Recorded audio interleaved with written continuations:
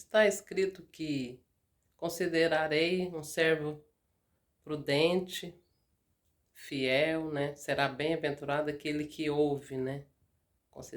Considerarei um servo prudente e fiel aquele que ouve as minhas palavras e as pratica, né? Então, a gente precisa se atentar, né? O real e verdadeiro, né? Significado do que lemos, ouvimos e meditamos, né? Então, o que quer dizer esse praticar? Justamente isso, porque às vezes não atentamos. Ouvimos, falamos, mas não praticamos o que falamos. Então, a gente fica como aquele que fez a sua casa não na rocha, mas sobre a areia, né? E vai vir os ventos, tempestade, e essa casa vai cair, porque ela não está na rocha, que é as escrituras, que é a palavra de Deus. Porque se eu verdadeiramente edificar minha casa na rocha, que é as escrituras, verdadeiramente eu serei um servo fiel e prudente. Estarei seguro ali nessa rocha. Então eu preciso praticar a palavra de Deus. Não só ouvir, não só ler, não só meditar, mas ouvir, né? Se atentar, né? Ter curiosidades. Então eu preciso praticar a palavra de Deus. Primeiro eu conheço a palavra de Deus. Conhecimento, fé. A tua fé te curou, a tua fé te salvou. Então eu toco na orla de Jesus, eu extraio virtude de Jesus, verdadeiramente, que é as escrituras, que é o verbo. Então eu toco no verbo e o verbo vai se encarnar em mim.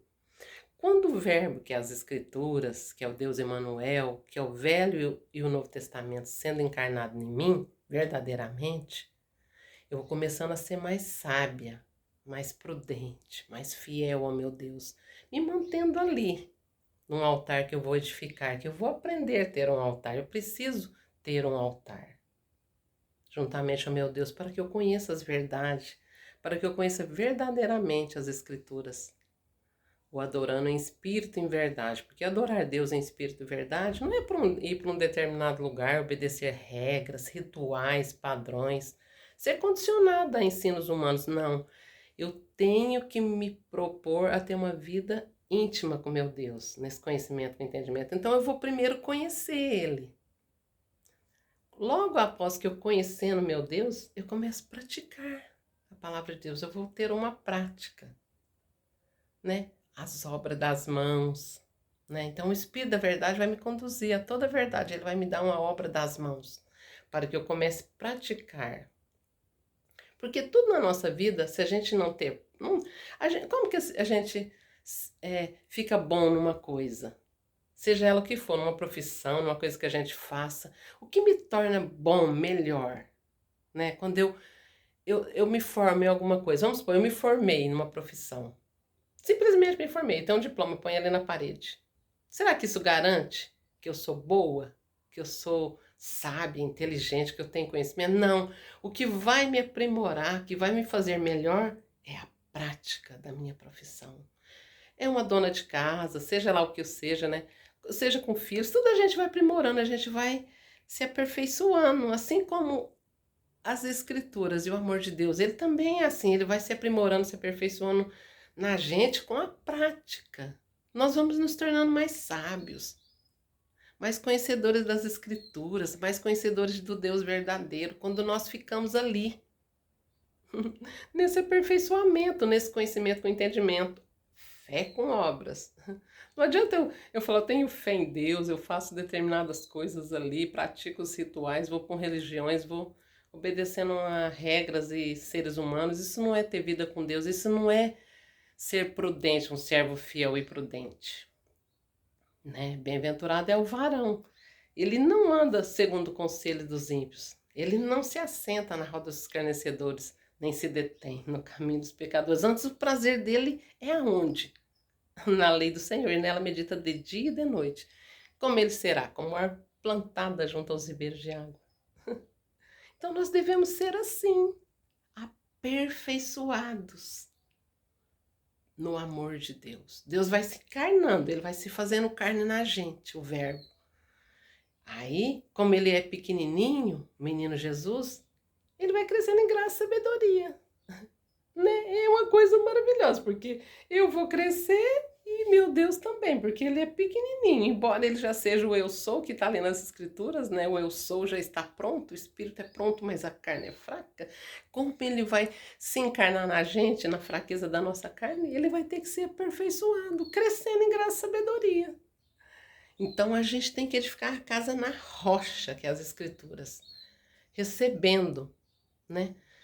O Velho e o Novo Testamento, eles se encarnando na gente, José e Maria. Depois nasce o menino Jesus, o Deus Emanuel, que vai se aperfeiçoando na fraqueza humana. Aí a gente vai tendo os conhecimentos com entendimento, fé com obras.